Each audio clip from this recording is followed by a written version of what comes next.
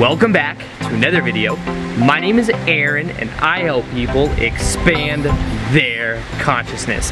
Now in this video, I'll be sharing with you 3 secrets to having laser-like focus, more concentration, and really being able to be successful with whatever you want to do. Now, I believe this video can show you the missing link for a lot of people and being more motivated to do what they want to do, and really allow you to understand how to become more present to the moment while you're taking action, and how over time that compounds into very powerful momentum. Now, this is something that I've learned from experience. It's also things that I've learned from certain techniques that I'm going to share with you. And the first technique that I'm going to share is what is called the Dickens process. Now, this is something that Tony Robbins made very popular, and it's this understanding of how we can associate massive pain with who we don't prefer to be. Now, to understand this, you may remember the movie A Christmas Carol with the character in it named Scrooge. Now, in the movie, he goes back and is able to see the timelines of how things would have been if he kept the patterns that he had going on his life. And he saw, I think, 3 different scenarios of what that would be. Now, at the end of it, he came to learn that he had to change in order to really be who he preferred to be and to really have a fulfilling life from looking on that. Now, what this technique allows you to do is it allows you to see the limiting patterns that you have in your life, and also how to develop a strong why of why you're doing what you're doing, which is the missing link for so many people. When it comes to getting up and going to the gym when you don't feel like that, what will push you through it is having the vision of the outcome for who you prefer to be. And that's what's really allowed me to push through a lot of the action that I've had to take, a lot of the hard work that it takes for me to really put out such consistent content while constantly being busy. But that's through also using this technique I'm about to share with you. Now, this is called the Dickens technique, or the Dickens process, and all it really means is that you're doing a visualization, and all it really means is you're going to do a quick visualization exercise. And what you're going to do is you're going to imagine yourself 3 months down the road, or 6 months down the road, and 9 months down the road, and years down the road. You're going to pick a certain timeline, and what you're going to do is you're going to imagine how your life will continue to go if you live with the patterns that you currently have and the lifestyle that you currently have. Now, as you look at these patterns and as you see that vision, how do you notice that you respond to other people? How do you notice you feel about yourself? What kind of relationships do you have with other people? And as you start to look at these different aspects, become very aware of how you can associate pain with that vision, with that outcome. Now, you could do that for 6 months, for 9 months, for a year, for 2 years, for 10 years. Imagine what it would be like. Imagine the different scenarios you would be in. And what you can begin to do is see the certain patterns that you're doing right now that are living and adding momentum to that. It could be patterns such as sleeping in every day. It could be patterns such as ways that you treat other people. It could be patterns as simply not acting on your passion and doing something you don't enjoy doing. It could be just a level of procrastination. Whatever it is, begin to look at these patterns and notice how it ends up being for you, how that momentum plays out.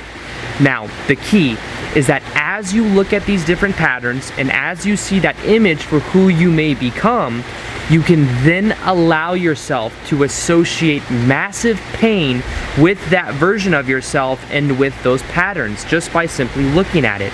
All that means you do is you simply feel into it, you look into that with your image in your mind, and you associate that with pain because that's not who you prefer to be. Now, on the other side of this, what you can do is start to associate massive pleasure with being who you prefer to be. Now, you could take that and reverse the process. You can do 6 months out, 9 months out, years out, and see how it would end up if you started to act on your passion.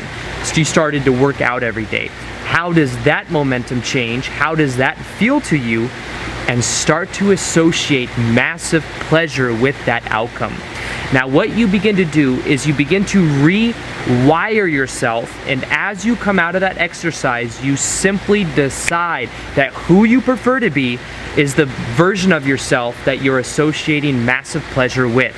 What you'll then develop is a level of awareness where you start to notice anytime you fall back into the old pattern, which may happen, and don't judge yourself when it does happen, but what you begin to do is develop a very strong ability to focus in the direction of what actually serves you, which then allows you to let go of all the distractions that aren't in alignment with that.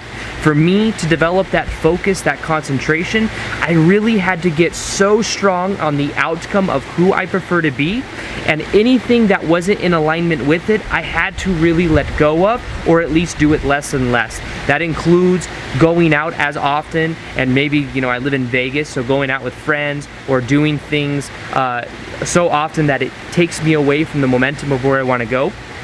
I've had to learn to immerse myself into that process as much as I possibly can. Now, we don't do this with judgment, we just simply do this with a level of discernment and awareness. Now, the second secret I have for you has to do with understanding the power of time blocking. Now, time blocking is something that will feel a little bit uncomfortable at first, but it's the idea that you get up in the morning and for the first half hour of your day, you do the highest leverage thing that you can possibly do, and you do that right when you wake up, and you do it for a period of time. So maybe it's 20 minutes, maybe you write for the first 30 minutes of your day, you create content, which is what I do, or whatever it is. Simply decide that that's what you're going to do. Now, you don't have to do this right when you wake up in the morning or like the first thing, but the idea is that the earlier the better is just something I've personally found. But time blocking is so powerful. It's where what you do is you sit down or you do whatever you're going to do, and you are just going to do that one thing for a period of time or until something gets done. Now, I know people like Tim Ferriss does this. He has like a rule of like 5 or 10 pages a day, or maybe it's even 2 pages a day, but it's where you get into the habit of doing it, and time blocking is so powerful for doing this. Now, when you make it a must that you do some small thing for a certain period of time a day, what happens is your brain starts to get used to it and you start to develop it. Anything that you do will feel uncomfortable when you haven't done it consistently.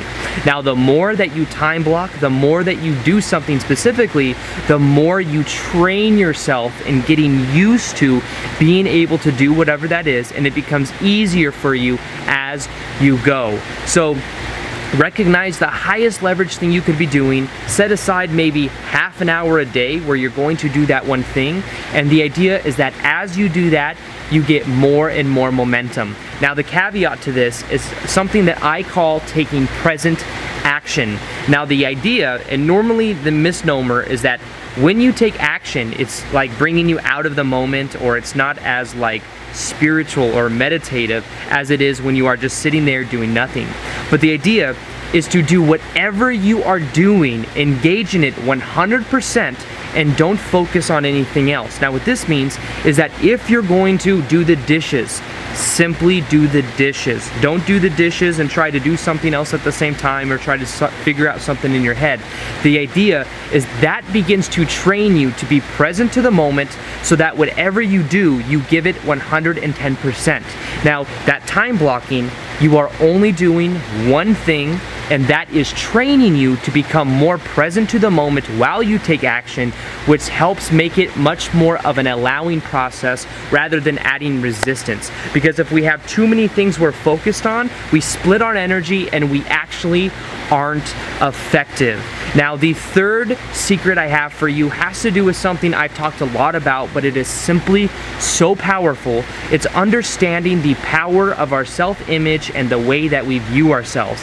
If we have a definition and a label that says we have ADHD, we have problems focusing, or we simply can't focus, that means we have a definition that is out of alignment with who we prefer to be. Now me, for example, I grew up and I got to a place where I had to take Adderall, went to a doctor, they said that I had ADHD, took Adderall for years, and what I realized was the trigger for me was when I dropped the label of having it and I learned how to meditate. Now, the powerful thing you can do is drop any labels that don't serve you.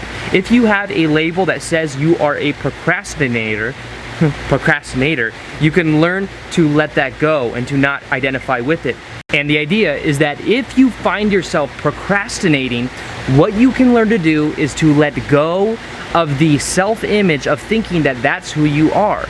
Many times our self-image, and if we view ourselves and have certain definitions, what that does is that creates the experience in itself.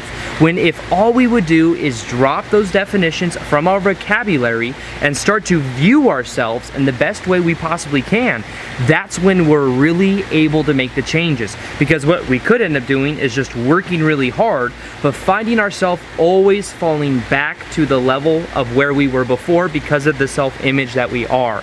One of the strongest human desires there is to remain consistent to the way that we define ourselves. So if we start to define ourselves in a new way, we will start to align up with the consistency of that. So realize that you have the ability to have a laser-like focus by getting very clear on the outcome of what you want to achieve, understanding that that is a part of your new self-image, and then associating massive pleasure with taking that action and having that kind of focus. Give and start to associate so much pain with the remaining the same and the patterns that won't serve. And as you begin to do that, you can start to be present to the moment while you take that action, and that will be so powerful for you. So with that being said, I hope you guys enjoyed this video. Feel free to like this video if you liked it, share it if you found it of value, and as always, I will see you guys on the next vid. Peace, much love, namaste. All right, bye.